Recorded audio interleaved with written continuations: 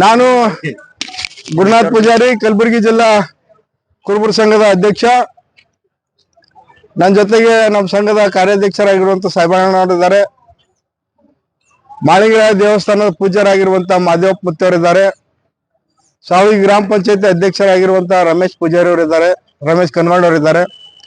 ಮತ್ತೆ ನಮ್ಮ ಸಂಘದ ಪದಾಧಿಕಾರಿಗಳು ಹಾಗೂ ಮೇಲ್ಕುಂದಿಯ ಮಾಳಿಂಗರಾಯ ದೇವನ ಭಕ್ತರು ಇವತ್ತಿನ ದಿವಸ ನಮ್ಮ ಜೊತೆಗಿದ್ದಾರೆ ಅಂತಕ್ಕಂಥದ್ದು. ನಾವೆಲ್ಲರೂ ಇವತ್ತು ಯಾಕೆ ಕೂಡಿದ್ವಿ ಅಂತಂದ್ರೆ ದಿನಾಂಕ 30/1/2025 30/1/2025 ಕಲಬುರಗಿಯ ತಹಶೀಲ್ದಾರರು ಏನ್ ಮೇಲ್ಕುಂದಿ ಮಾಳಿಂಗರಾಯ ದೇವಸ್ಥಾನದ ಕುರಿತು ಏಕಪಕ್ಷೀಯವಾಗಿ ನಿರ್ಣಯವನ್ನ ತೆಗೆದುಕೊಂಡು ಕೆಲವೊಬ್ಬರಿಗೆ ಪೂಜೆಯನ್ನ ಕೊಟ್ಟಿದ್ದರ ವಿರುದ್ಧವಾಗಿ 30/1/2025 ನಗರದ ಜಗತ್ ಸರ್ಕಲ್ನಿಂದ ಕರ್ನಾಟಕ ಪ್ರದೇಶ ಕುರುಬರ ಸಂಘ ಹಾಗೂ ವಿವಿಧ ಸಂಘಟನೆಗಳ ವತಿಯಿಂದ ಬೃಹತ್ ಆದಂತ ಪಾದಯಾತ್ರೆ ಮಾಡುವುದ್ರ ಮುಖಾಂತರ ಜಿಲ್ಲಾಧಿಕಾರಿಗಳ ಕಚೇರಿ ಮುಂದೆ 2 ಗಂಟೆಗೆ ಬಹಿರಂಗ ಸಭೆ ಮಾಡುವುದ್ರ ಮುಖಾಂತರ ತಹಸೀಲ್ದಾರರಿಂದ ನಮ್ಗೆ ಏನೇನು ಅನ್ಯಾಯ ಆಗಿದೆ ಅಂತಕ್ಕಂಥ ಮನವರಿಕೆ ಅನ್ನೋದು ಅವತ್ತಿನ ದಿವಸ ಮಾಡ್ತೇವೆ ಮತ್ತು ಇವತ್ತಿನ ದಿವಸ ತಮ್ಗೆ ಹೇಳ್ತೇವೆ ಅಂತಕ್ಕಂಥದ್ದು. ಮೇಲ್ಕುಂದಿಯ ಮಾಳಿಂಗರಾಯ ದೇವಸ್ಥಾನದ ಬಗ್ಗೆ ತಮ್ಗೆಲ್ಲರಿಗೂ ಗೊತ್ತಿದೆ. ತಲತಲಾಂತರಗಳಿಂದ 1320 ಫಸಲಿ ಅಂತಕ್ಕಂಥ ಪಾಣಿಯಲ್ಲಿ ಸೀರಿಯಲ್ ನಂಬರ್ 9ರಲ್ಲಿ ಇದು ಯಾವ ದೇವರಪ್ಪ ಅಂತಂದ್ರೆ 114 ಸರ್ವೆ ನಂಬರ್ ಮೇಲ್ಕುಂದಿಯಲ್ಲಿ ಇದು ಪೂಜಾರಿಗಳಿಗೆ ಸಂಬಂಧಪಟ್ಟದ್ದು, ಕುರುಬ ಸಮಾಜಕ್ಕೆ ಸಂಬಂಧಪಟ್ಟದ್ದು, ಧನಗರ ಸಮಾಜಕ್ಕೆ ಸಂಬಂಧಪಟ್ಟದ್ದು. 29 ಎಕರೆ 34 ಗುಂಟೆ ಇದೆ ಅಂತಕ್ಕಂಥ ದಾಖಲೆ 1320ರಿಂದ ಹೇಳ್ತಾ ಇದ್ದಾನೆ ಮಗಳ. ಅಂದಿನಿಂದ ಇಲ್ಲಿಯವರೆಗೆ ಪೂಜಾರಿಗಳು ಇವತ್ತು ಮಾದೇವಪ್ಪ ಇದ್ದಾರೆ, ಇವ್ರ ತಂದೆ ಅಲ್ಲಿಂದ ಇಲ್ಲಿಯವರೆಗೆ ಇವತ್ತಿನ ದಿವಸ ಮಾಳಿಂಗರಾಯನ ಪೂಜಾರಿಕೆ ಮಾಡುವುದ್ರ ಮುಖಾಂತರ ಎಷ್ಟೋ ಜನರು ದೈವಾಧೀನರಾಗಿದ್ದಾರೆ. ಆ ದೈವಾಧೀನರಾಗಿದ್ದಂತ ವ್ಯಕ್ತಿಗಳನ್ನ ಅದೇ ಮಾಳಿಂಗರಾಯ ಆವರಣದಲ್ಲಿ ಇವತ್ತಿನ ದಿವಸ ಸಮಾಧಿ ಮಾಡ್ತೇವೆ. ಅದಕ್ಕೆ ಪೂಜ್ಯ ಗೌರವದಿಂದ ನಾವು ಕಾಣ್ತೇವೆ ಅಂತಕ್ಕಂಥದ್ದು. ಮತ್ತೆ ಮಾಳಿಂಗರಾಯನ ದೇವಸ್ಥಾನದ 100 ವರ್ಷಗಳ ಕಾಲ ಇವತ್ತಿನ ದಿವಸ ಹೇಳಿಕೆ ಹೇಳೋರು ಯಾರಾದ್ರೂ ಇದ್ರೆ ಅದು ಕುರುಬ ಸಮಾಜದವರು ಮತ್ತು ಪೂಜಾರಿ ಸಮಾಜದವರು, ದನಗರ ಸಮಾಜದವರು ಅಂತಕ್ಕಂಥದ್ದು. ಅಲ್ಲಿ ಪೂಜೆ ಮಾಡೋದ್ರ ಮುಖಾಂತರ, ಅಲ್ಲಿ ಕೋರಿ ಕಟ್ಟೋದ್ರ ಮುಖಾಂತರ, ಅಲ್ಲಿ ಹೇಳಿಕೆ ಹೇಳೋದ್ರ ಮುಖಾಂತರ ಪ್ರತಿಯೊಂದು ಸಹ ಅಲ್ಲಿ ಸರ್ವೆ ನಂಬರ್ ಹಿಡ್ಕೊಂಡು ಪ್ರತಿಯೊಂದು ಕುರುಬ ಸಮಾಜಕ್ಕೆ ಸಂಬಂಧಪಟ್ಟಿರುವಂತ ದಾಖಲೆಗಳನ್ನ ಇದ್ರೂ ಸಹ ಕೆಲವೊಂದು ಕಿಡಿಗೇಡಿಗಳು ಒಬ್ಬರಿಬ್ಬರು ಆ ಇಬ್ಬರು ಏನ್ ಮಾಡಿದ್ರು ಅಂತಂದ್ರೆ 2016ರಲ್ಲಿ ಏನ್ ನಮ್ಮ ಸಮಾಜದವ್ರು ಪೂಜೆ ಮಾಡ್ತಾ ಇದ್ರು ಆ ಪೂಜೆ ಮಾಡ್ತಕ್ಕಂಥ ವ್ಯಕ್ತಿಗಳಿಗೆ ಹೊಡೆಯೋದ್ರ ಮುಖಾಂತರ, ಜೀವ ಬೆದರಿಕೆ ಹಾಕೋದ್ರ ಮುಖಾಂತರ, ಬಡಿಯೋದ್ರ ಮುಖಾಂತರ ಅವರಲ್ಲಿದ್ದಂತ ಪೂಜೆ ಮಾಡ್ತಕ್ಕಂಥ ಪೂಜಾರಿಗೆ ಹೊಡೆದು ಕೀಲಿ ತಗೊಂಡೇನಂತಂದ್ರೆ ಕೆಲವೊಂದು ಕಿಡಿಗೇಡುಗಳು ಇವತ್ತಿನ ದಿವಸ ಪೂಜೆ ಮಾಡ್ತಾ ಇದ್ದಾರೆ.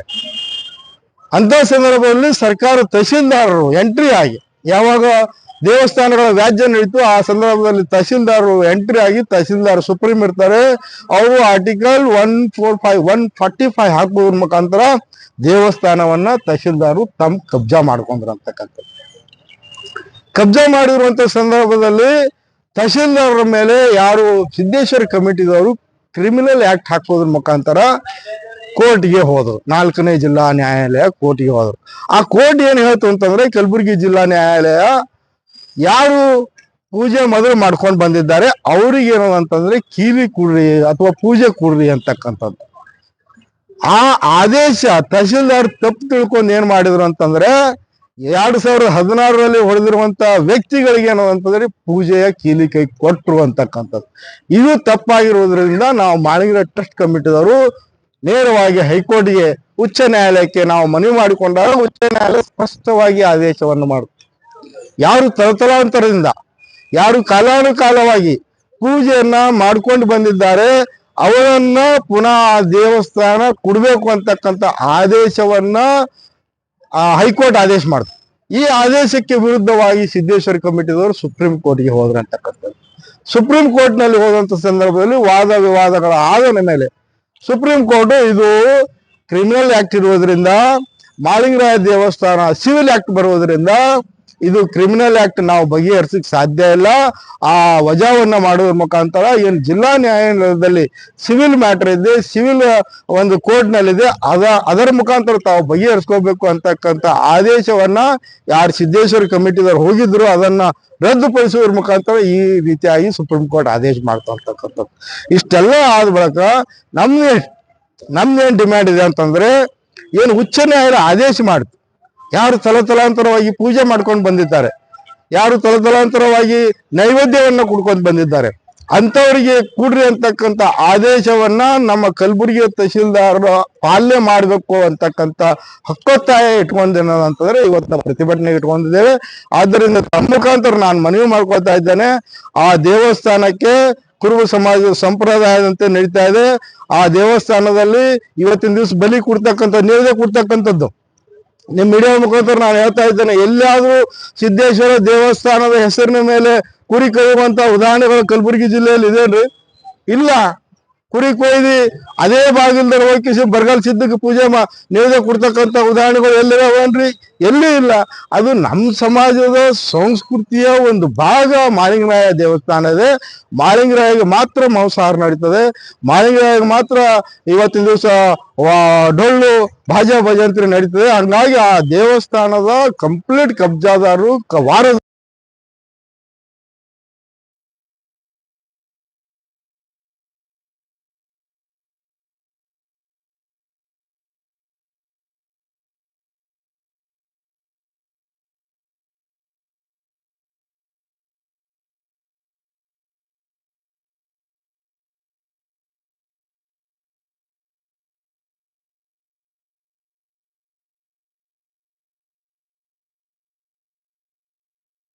ನಾಟಕ ಕಂಪನಿ ಅದ ಬಂದಿಲ್ಲೇನ್ರಿ ಅಂತ ಯಾರು ಸ್ವಲ್ಪ ಬರ್ರಿ ಅಲ್ಲ